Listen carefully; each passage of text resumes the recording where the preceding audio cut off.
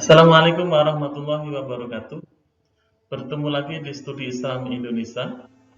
Kali ini kita akan mengungkap tentang strategi Islamisasi Wali Songo di Jawa dan makna fenomenologisnya. Jika kita lihat proses masuknya Islam di Nusantara ini dapat dibagi menjadi 3 tahapan. Tahap pertama yaitu masa awal, di mana Islam masuk di Nusantara pada abad ke-7.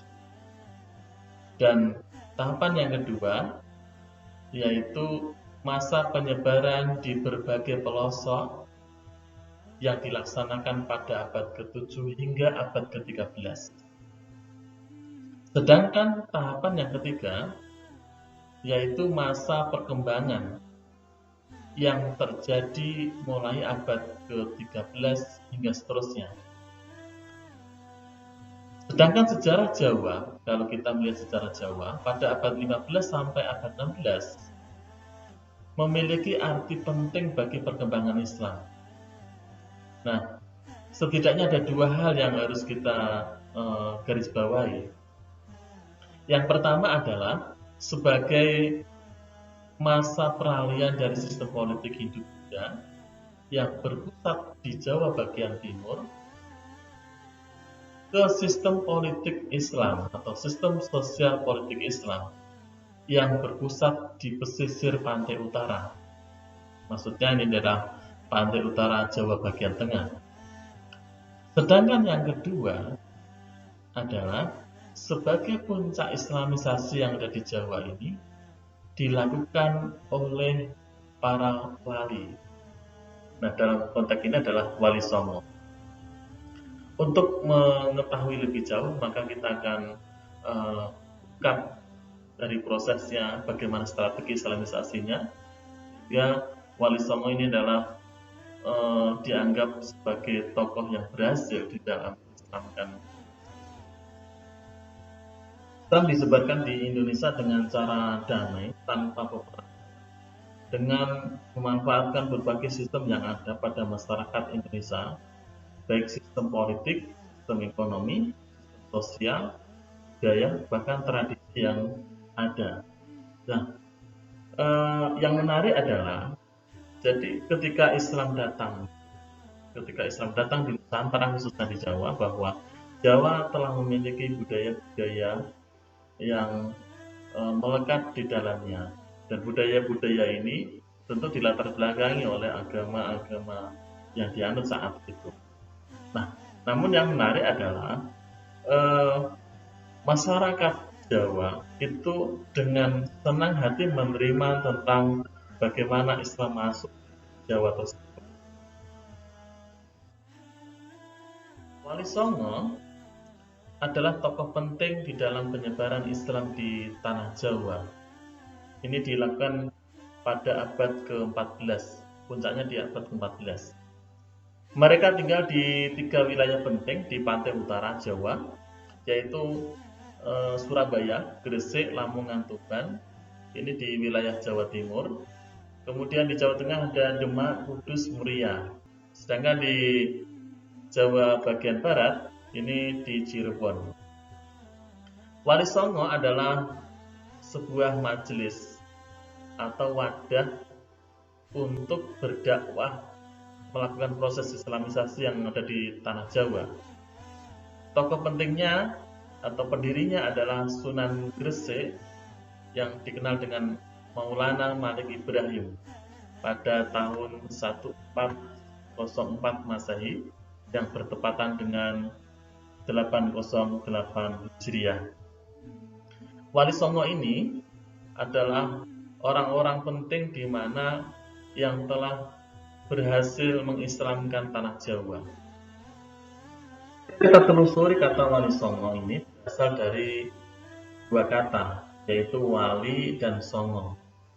Kata wali berasal dari bahasa Arab dan songo berasal dari bahasa Jawa. Wali artinya adalah orang yang dipercaya atau orang yang ditegaskan, sedangkan kata songo ini adalah menunjukkan angka 9. Wali Songo ini ada 3, Tiga hal yang perlu kita pahami. Yang pertama adalah wali 9 yang menandakan jumlah wali yang berjumlah 9 atau songo dalam bahasa Jawa. Sedangkan yang kedua, ada yang memaknai wali songo ini adalah kata songo atau sanga berasal dari kata sana yang dalam bahasa Arab berarti dia. Kata sana ini berasal dari bahasa Jawa yang berarti tempat. Ini makna-makna dalam wali songo.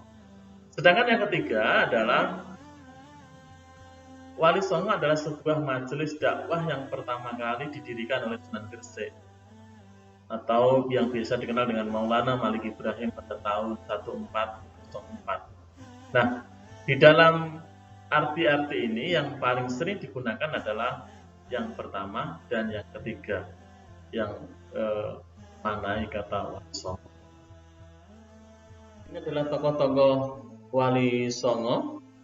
Di antaranya ada Sunan Gresik atau biasa dikenal dengan Maulana Malik Ibrahim, ada Sunan Ampel, ada Sunan Bonang, ada Sunan Giri, ada Sunan Derajat, ada Sunan Kalijaga yang dikenal dengan Raden Sahid, ada Sunan Kudus, ada Sunan Muria, dan Sunan Gunung Jati.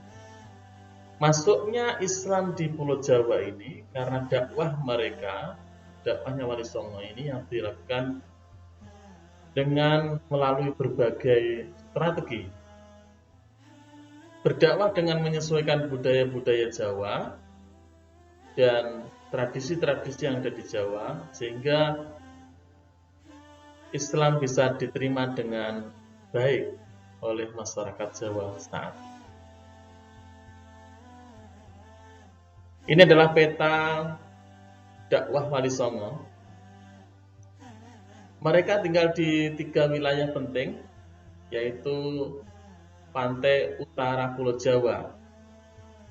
Yang pertama Surabaya, Gresik, Lamongan, ini di Jawa Timur atau Jawa bagian timur. Yang kedua adalah Demak, Kudus, Muria di Jawa bagian tengah atau Jawa Tengah kalau sekarang.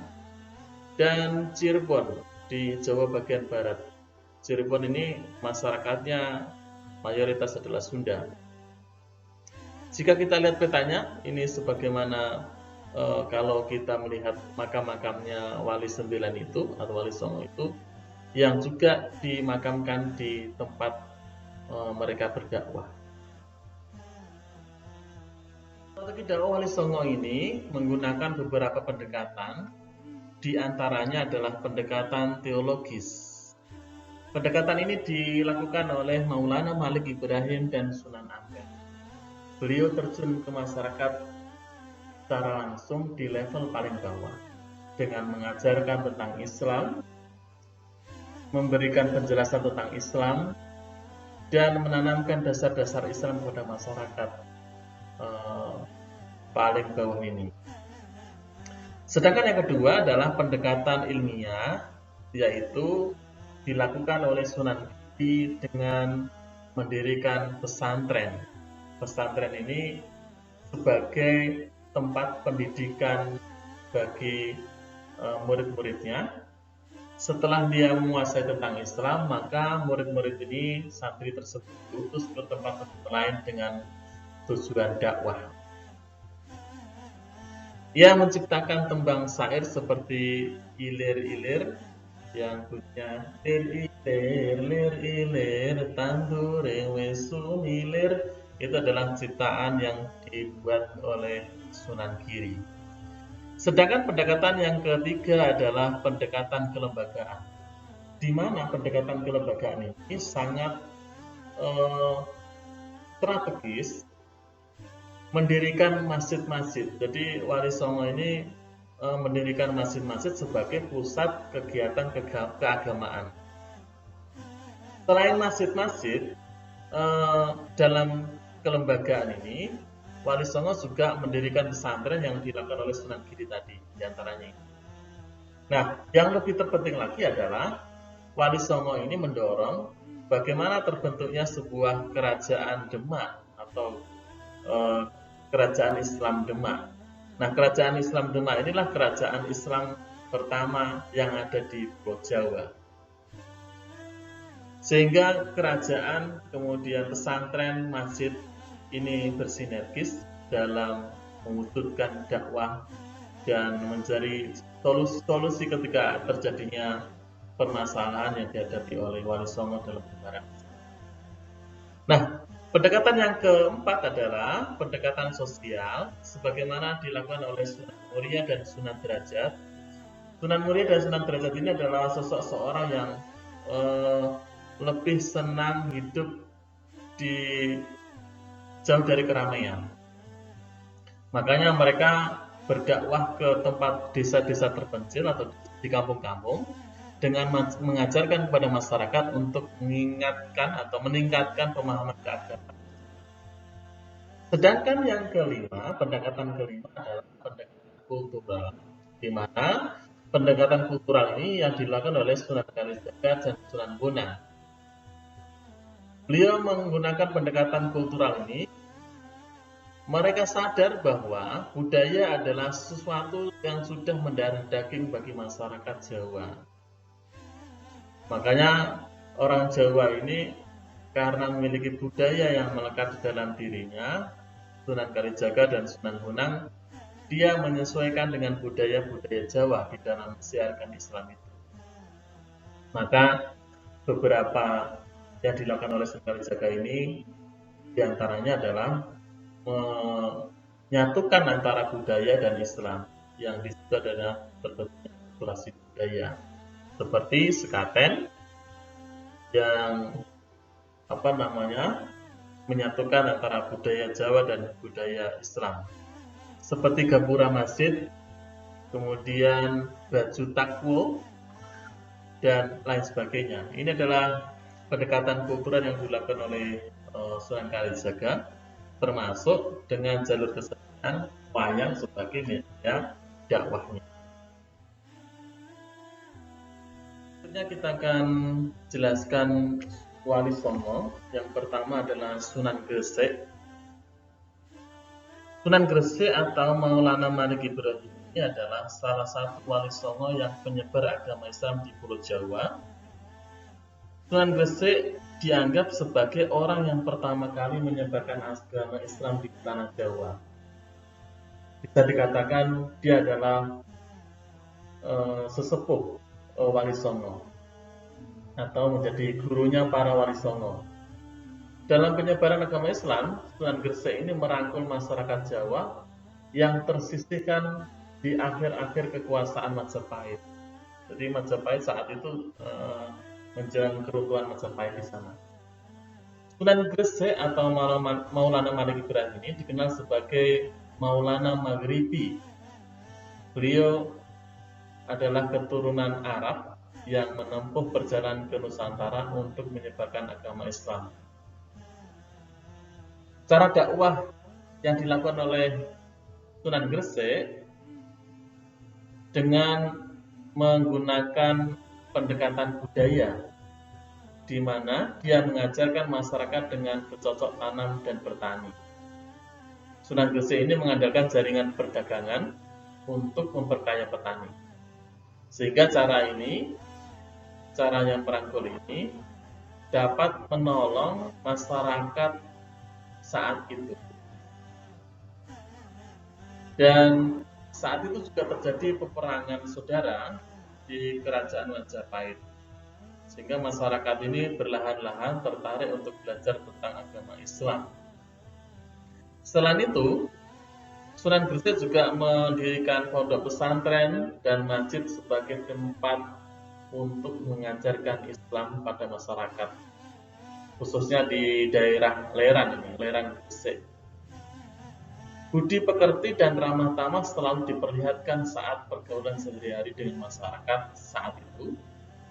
Dalam berdakwah, Sunan Gresik ini menghadapi masyarakat yang telah menganut agama Hindu dan Buddha serta kepercayaan asli masyarakat di Leran.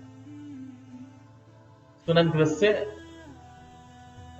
termasuk keturunan Nabi, dia silsilah ke-22. dari Siti Fatimah yang bersuamikan Sayyidina Ali. Nah, ketika Sunan Gresik ini berdakwah di daerah-daerah Gresik ini, beliau berkeliling ke masyarakat untuk memahami tentang karakter dan budaya yang ada di masyarakat tersebut. Sehingga dengan mempelajari karakter dan budaya yang dimiliki masyarakat, Sunan Gresik menyesuaikan dengan karakter yang dimiliki masyarakat. Selanjutnya adalah Sunan Ampel. Sunan Ampel ini adalah salah satu wali songo yang menyebarkan agama Islamin di Pulau Jawa. Beliau lahir tahun 1401 di Campak, dan menurut Exopedia, Campak adalah salah satu negeri kecil yang terletak di Vietnam. Kalau sekarang ya bisa dikatakan di Vietnam gitu ya.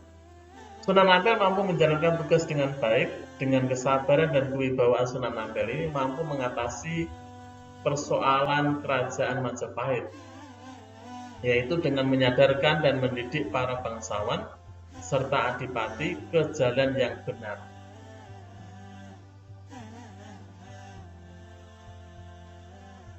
Sunan Bonang.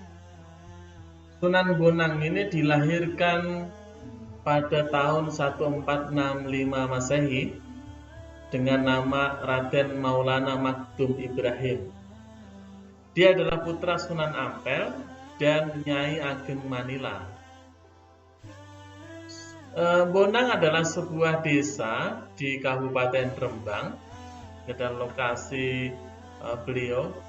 Nama Sunan Bonang diduga adalah Bong Ang, yang sesuai dengan nama marga Bong ini, seperti nama ayahnya, Bong Swi Ho alias Sunan Ampel. Sunan Bonang ini wafat pada tahun 1525 Masehi, dan saat ini makam aslinya berada di kota Tuban, Jawa Timur. Berikutnya adalah Sunan Derajat. Sunan Derajat masih memiliki hubungan saudara dengan Sunan Bonang. Sunan Derajat memiliki nama kecil Raden Osim atau Raden Sarifuddin. Ia adalah putra dari Sunan Ampel dan Dewi Candrawati. Pada tahun 1520 Masehi.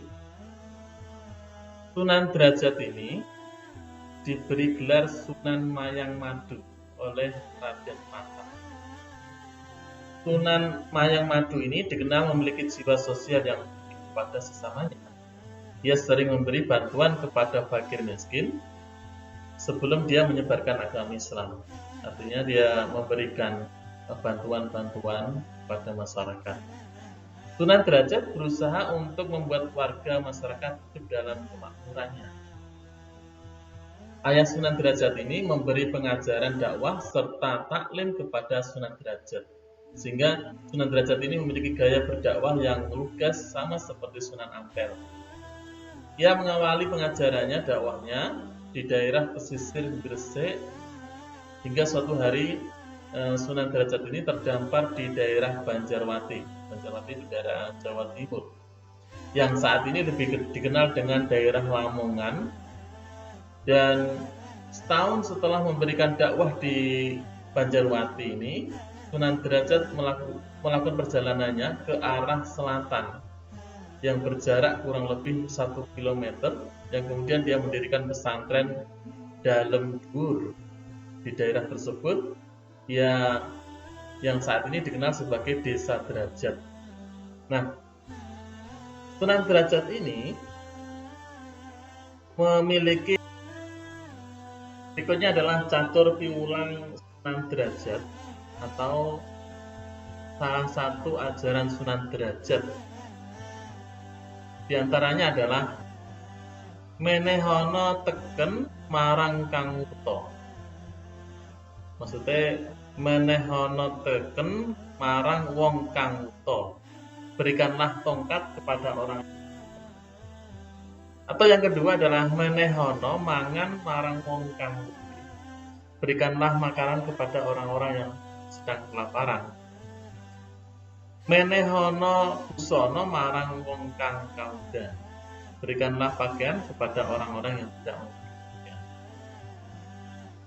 Menehono payung marang wong kang kodanan, yaitu berikanlah payung kepada orang-orang yang kodanan. Ini catur piulang Sunan Derajat di mana mengajarkan tentang satunya adalah tentang kemanusiaan. Nah, yang kedua adalah makna yang tersirat dari 4 pokok ajaran yang diberikan oleh Sunan Derajat. Di antaranya lah, berilah petunjuk kepada orang yang bodoh, sejahterakanlah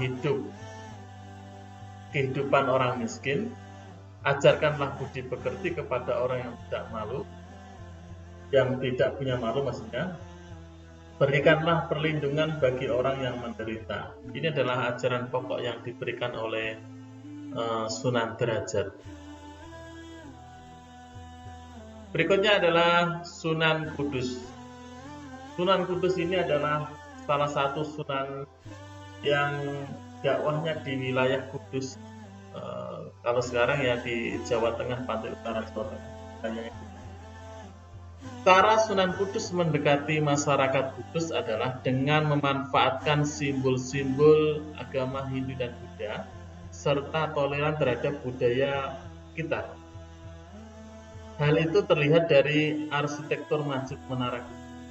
Di Masjid Menara Kudus, menaranya itu menyerupai seperti tempat ibadah-ibadah agama-agama Hindu.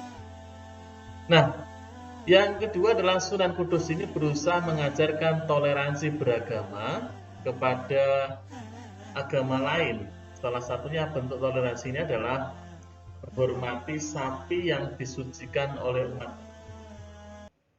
Jadi sampai sekarang ini di masyarakat Kudus dan sekitarnya, dia masih menghargai dan menghormati orang-orang di sana tidak menyembelih sapi. Makanya kalau masyarakat di sana sedang punya hajat besar yang tidak sapi tetapi kerbau. Kalau mencari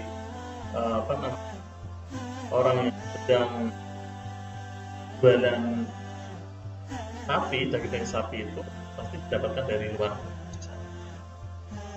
Tidak boleh makan daging sapi, tidak boleh minum susu, kemudian tidak boleh mengingkari janji, dan tidak boleh berbuat kejahatan, dan tidak boleh meminum arak. Ini adalah ajaran yang mana tak diri manusia. Nama lengkap Sunan Kudus adalah Said Ja'far Shodiq Asmatkan. Beliau lebih sering dikenal dengan nama Sunan Kudus. Sunan Kudus adalah salah satu penyebar agama Islam di Indonesia yang tergabung dalam Al-Sunnah, yang lahir pada tanggal 9 September 1409 di Blora. Ayahnya adalah seorang Raden Usman atau biasa dikenal dengan Sunan Ngudung, dan ibunya adalah Saripah, adik dari Sunan Bonang. Ini adalah Sunan Kudus yang dalam dakwahnya menyebarkan agama di wilayah Kudus dan sekitarnya, Pati, Demak, Gerobokan dan sekitar. Selanjutnya adalah Sunan Giri. Sunan Giri adalah putra Syekh Maulana Ishaq, seorang ulama dari Gujarat yang menetap tinggal di Samudra Pasai atau di Pasai, yang sekarang adalah wilayah Aceh di sana. Ibunya bernama Dewi Sekardadu, putri dari Raja Hindu Blambangan yang bernama Prabu Menak Sembuyu. Sunan Giri ini dilahirkan di Blambangan, Jawa Timur pada tahun 1442. Ia merupakan murid sekaligus menantu dari Sunan Ampel, dan Sunan Giri ini memiliki nama-nama lain seperti Raden Paku, Prabu Satmata, Sultan Abdul Pakih, Raden Ainul Yakin, dan Jaka Samudra. Ini adalah nama-nama yang populer di masyarakat selain dikenal dengan Sunan Giri. Dalam sejarahnya, dalam penyebaran agama Islam ini, Sunan Giri ini sebagai salah satu tokoh yang memiliki kontribusi penting begitu. Ia adalah pendiri kerajaan Giri Kedaton yang bertempat di Gresik, Jawa Timur. Kerajaan tersebut memiliki banyak manfaat, diantaranya adalah sebagai pusat penyebaran Islam di Jawa, yang pengaruhnya merambah ke daerah Madura, Lombok, Kalimantan, Sulawesi, dan lain sebagainya. Dalam dakwahnya, Sunan Giri juga pernah menciptakan beberapa tembang dan permainan untuk anak-anak. Salah satu yang cukup dikenal adalah Cublek Suweng. Di dalam permainan itu memiliki makna dan pesan yang tersirat secara filosofis dan mendalam, yaitu mengajarkan agar manusia tidak menuruti hawa nafsu dan keserakahan dalam mencari harta atau kebahagiaan, namun menggunakan hati nurani dan tetap rendah hati agar harta atau kebahagiaan yang diperoleh itu mengandung berkah untuk diri sendiri dan orang lain. Ini yang dilakukan oleh Sunan Giri. Karya Sunan Giri ini diantaranya adalah beliau menciptakan lagu permainan untuk anak-anak. Diantaranya adalah Lir Ilir, Jelungan, serta Cublek Suweng. Tujuan utama dari pembuatan tembang dan lagu permainan anak-anak ini adalah untuk menarik perhatian dari masyarakat, di mana mendidik para anak-anak dengan sambil bermain. Dan usaha ini cukup berhasil yang dilakukan oleh Sunan Giri, sehingga masyarakat akhirnya memilih dan memutuskan untuk memeluk agama Islam sebagai agamanya. Selanjutnya adalah Sunan Kalijaga. Ia cukup dikenal dengan media dakwahnya melalui wayang. Ia termasuk orang yang merancang pembangunan Masjid Agung Cirebon dan Masjid Agung Demak, yang dikenal dengan tiangnya atau tiang tatal, yaitu pecahan kayu yang dijadikan tiang di Masjid Agung Demak. Dalam dakwahnya, ia punya pola yang sama dengan Sunan Bonang, yaitu melalui jalur kesenian. Dan Sunan Kalijaga ini termasuk sosok seorang yang sederhana. Dia bisa masuk ke tengah-tengah masyarakat.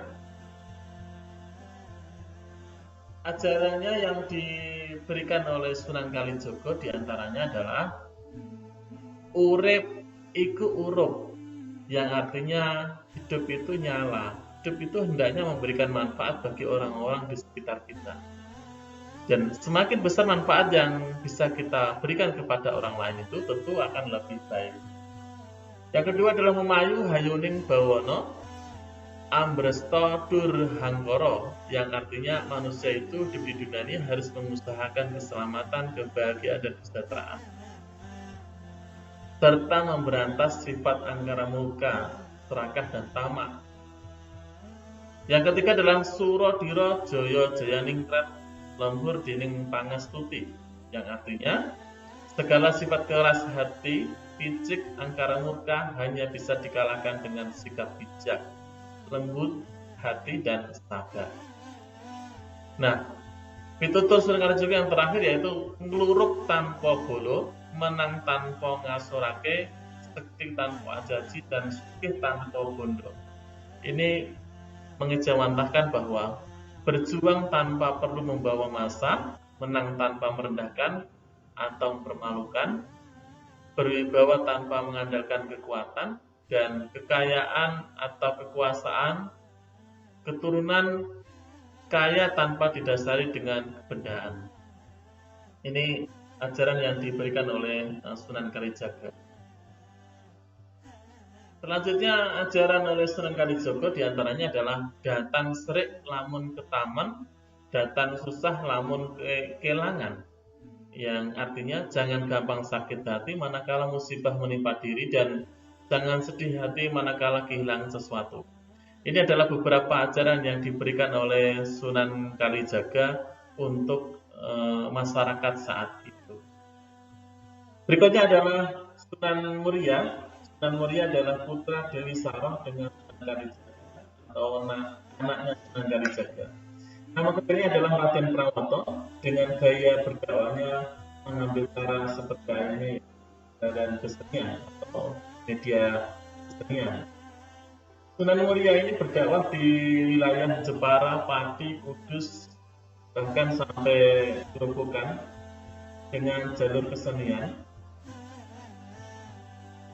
Kemudian yang terakhir adalah Sunan Gunung Jati. Sunan Gunung Jati ini nama lainnya adalah Sarif Hidayatullah, yang lahir pada tahun 1448 Masehi. Dia adalah tokoh yang mendirikan Kesultanan Cirebon. Kalau kita lihat Cirebon itu di wilayah Jawa Barat, atau Kesultanan Patungwati. Dalam dakwahnya yang mendekati rakyat dengan membangun infrastruktur seperti jalan-jalan yang menghubungkan antara wilayah satu dan wilayah lainnya. Dan kemudian tahun 1568 Masehi beliau wafat dan dimakamkan di Cirebon, di daerah Gunung Sembung, yaitu Gunung Jati dekat Cirebon di sana. Kali itu yang bisa kita diskusikan di hari ini tentang Islamisasi yang dilakukan oleh polisi dengan fenomenanya yang terjadi di masyarakat. Proses Islamisasi yang dilakukan oleh Wali Songo ini tentu jalan panjang di mana mensiarkan Islam dengan berbagai strateginya dan pendekatannya. Dan kemudian apa yang kita diskusikan bermanfaat. Akhirnya, Assalamualaikum warahmatullahi wabarakatuh.